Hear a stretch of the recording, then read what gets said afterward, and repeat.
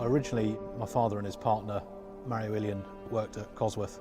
My father was in charge of the DFX Cosworth IndyCar engine program. The IndyCar field was largely powered by the DFX engine, and Penske was certainly one of the sort of prolific teams at the time.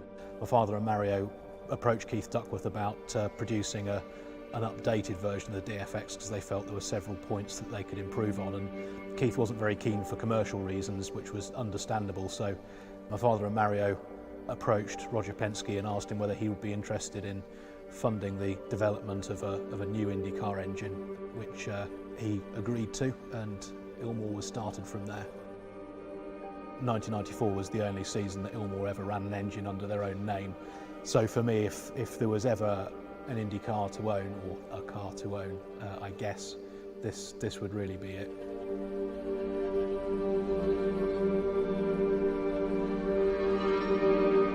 During the 94 season, it was primarily a test car, but it had its moments in the sun. It was driven by Emerson Fittipaldi. Equally important to me personally was its late season history, where it was used as a test bed for the next generation of electronics system, and it's the first Indy car that Greg Moore drove. And Greg was a young, talented guy I was privileged to work very briefly with in the late 90s, and is sorely missed. And I hadn't appreciated that he'd driven this particular chassis when I bought it, so that was quite a special thing to discover partway through the restoration.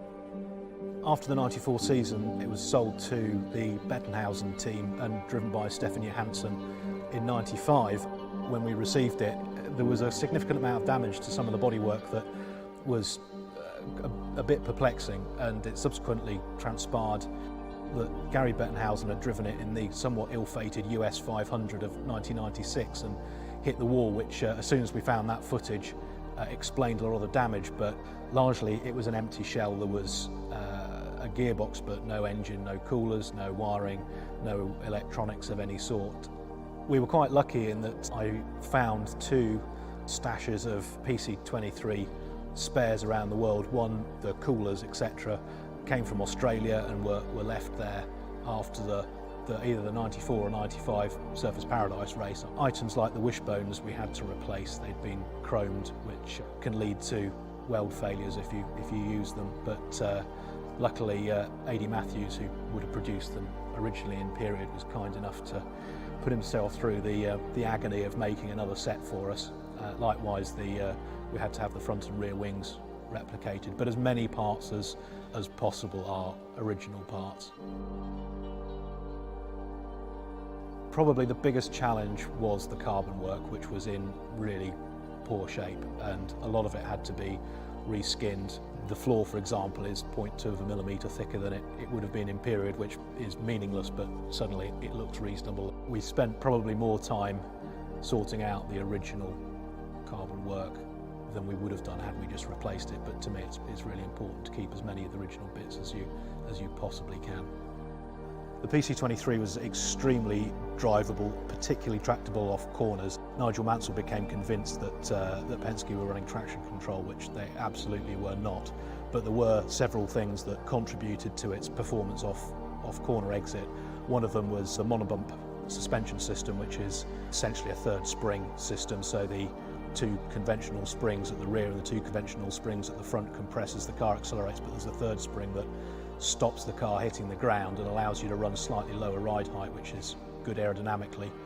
And the PC-23 also pioneered the viscous coupling differential, which is a particularly versatile form of differential that helped lock the wheels together, the rear wheels together, out of corners in a more progressive way, and as a result the car was coupled with the power delivery characteristics of the 265D engine was very good off corners and left a few people wondering what was going on.